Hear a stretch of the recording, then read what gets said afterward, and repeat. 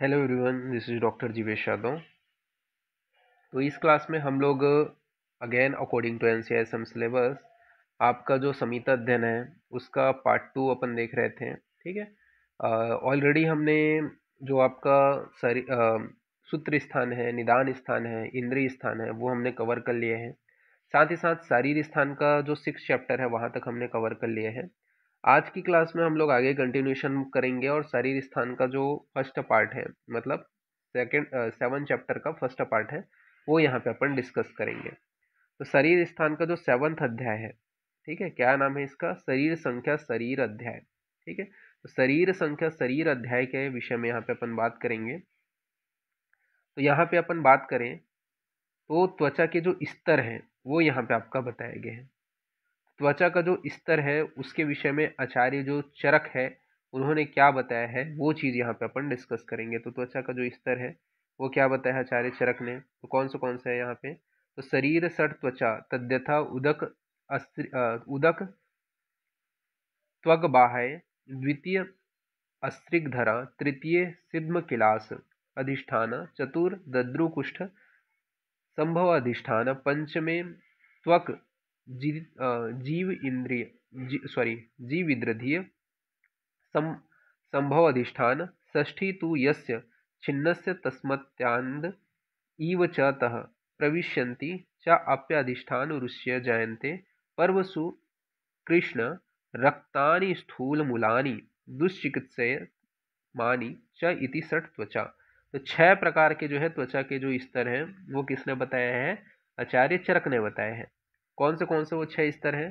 तो उदक धरा हो गया, अस्त्रिक धरा हो गया, ठीक है, सिद्म किलास हो गया, दद्रु कुष्ठ संभव हो गया, अलजी विद्रधि हो गया, अरुणशिका हो गया। ठीक है, तो ये आपके 6 प्रकार के जो त्वचा है वो यहाँ पे आपके किसने बताए हैं? आचार्य चरक ने बताए हैं। तो अस्त्रिक धरा, ठीक है, उदक धरा, सिद्म किलास, दद्रुकुष्ठ, अलजी विद्रधि और अरुणसिका, ये जो है आपके 6 जो है आपके अधिष्ठान बताए गए हैं।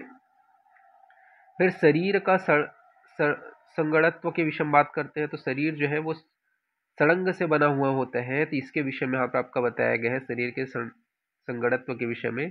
तत्र शरीर शरीरस्य विभागा तद्यथा द्वैबाहु द्वैसक्थिनी शिरोग्रीवा अंतराधि इति सड़गमत।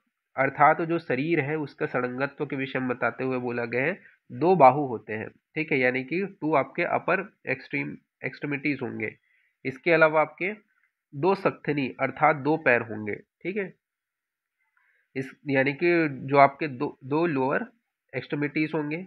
इसके अलावा सिर और ग्रीवा यानी कि हेड एंड नेक, अंतराधि यानी कि मध्य शरीर यानी कि जो आपका ट्रंक पार्ट है। 30 प्रकार से टोटल कितने हो गए आपके?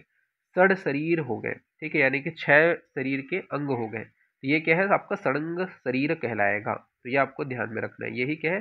सड़ंगत्व कहलाता है। फिर अस्थि के विषय में बात करते हैं। तो अस्थि का जो वर्णन है वो यहाँ पे आपका किया गया है और इसका जो पासवर्ड है वो भी मैं अस्थि ही रखूंगा। तो आपको ध्यान में रखना है, इसका पासवर्ड क्या है? आपका अस्थि ही है। ये आप जब टाइप करोगे तो ये पीडीएफ ओपन हो जाएगा। तो शाखा में टोटल अस्थियों की संख्या कितनी है? तो 128 बताए गए हैं। मध्य शरीर में कितने हैं? तो 140 है और सिर तथा ग्रीवा में आपके 92 बताए गए हैं। तो अस्थियों की जो संख्या वो शाखा में 128, मध्य शरीर में 140, सिर एवं ग्रीवा में 92 यहाँ पे आपका बताया गया है। तो ये आपको ध्यान में रखना है। फिर इंद्रियों के विषय में बात करते हैं। इंद्रिय का अधिष्ठान और इंद्रिय बुद्धि के विषय में। तो इंद्रिय का अधिष्ठान व इंद्रिय बुद्धि के विषय में बात करें तो इंद्रिय के विषय में बात करें तो आपका श्रोत इंद्रिय हो गया, स्पर्श इंद्रिय हो गया, चक्षु इंद्रिय हो गया, रासना इंद्रिय हो गया और घ्राण इंद्रिय हो गया। तो श्रोत इंद्रिय का जो अधिष्ठान है वो कौन सा? आपका कर्ण है। और बुद्धि क्या है? तो श्रोत बुद्धि हो गया। इसी प्रकार स्पर्श इंद्रिय, इसको क्या है अपन लोग, ठीक है, तो स्पर्श इंद्रिय, तो स्पर्श इंद्रिय का जो अधिष्ठान है वो त्वक हो गया।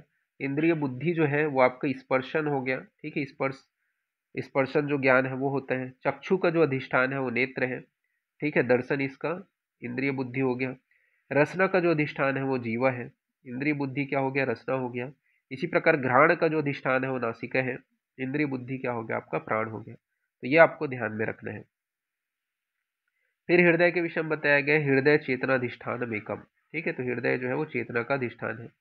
फिर 10 प्राणायतन के विषय में बताया गया है, तो 10 प्राणायतन के विषय में क्या बताया गया, 10 प्राणायतानी तद्यथा मूर्धा कंठ हृदय नाभि गुद वस्ति ओज शुक्र शोणित मासमिते तेषु षड्पूर्वकम मर्म संख्यातानी।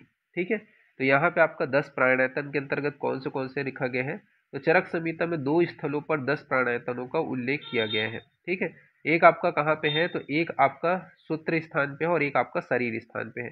तो सूत्र स्थान के विषय में बात करें, तो सूत्र स्थान के विषय में बात करें तो यहाँ पे आपका शंख प्रदेश हो गया, 2 शंख प्रदेश हो गया, हृदय हो गया, नाभि सॉरी सिर हो गया, वस्ती हो गया, कंठ हो गया, रक्त हो गया, शुक्र हो गया, ओज हो गया और आपका गुद हो गया। ठीक है, तो ये जो है आपके कहाँ पे किया गया है, इसका जो वर्णन है वो आपका सूत्र स्थान पे किया गया है। ठीक है, जबकि अपन जब कहाँ पे पढ़ते हैं, शारीर स्थान, तो शारीर स्थान में इन्होंने जो है 10 प्राणायतन के अंतर्गत संघ को नहीं माना है, हृदय को माना है, मूर्धा को माना है, बस्ती को माना है, कंठ को माना है, शोणित को माना है, शुक्र को माना है, ओज को माना है, गुद को माना है। ठीक है, इसके अलावा और क्या क्या बोले हैं, तो इसके अलावा नाभि और मांस को माना है। ठीक है, तो ये जो है आपका शरीर स्थान और सूत्र स्थान, इस दोनों में डिफ्रेंशिएशन है, कौन सा माना है कौन सा नहीं माना है, ये आपको ध्यान में रखना है। कब ये मुख्य रूप से पीजी पॉइंट ऑफ व्यू से इंपॉर्टेंट है, बट वायवा में आपसे ये क्वेश्चन पूछा जा सकता है। ठीक है, कि सूत्र स्थान और शरीर स्थान दोनों में उन्होंने 10 प्राणायतनों को उल्लेख किया है, तो दोनों में डिफ्रेंशिएशन है कि नहीं, तो याद रखना नाभि मांस इनको इन्होंने नहीं माना है, साथ ही साथ संघ को नहीं माना है, कहाँ पे, शरीर स्थान में, सॉरी शारीर स्थान में इन्होंने जो शंख है उसको नहीं माना है। ठीक है, जबकि सूत्र स्थान में इन्होंने शंख को माना है और नाभि मास को नहीं माना है, तो ये आपको थोड़ा ध्यान में रखना है। फिर इसके अंदर पंचदश कोष्ठ के विषय में बताया गया, तो पंचदश कोष्ठ क्या होता है, इसके विषय में अपन जो है नेक्स्ट क्लास में अपन पढ़ेंगे। ठीक है, पार्ट 1 जो है वो यहीं पे अपन फिनिश करते हैं।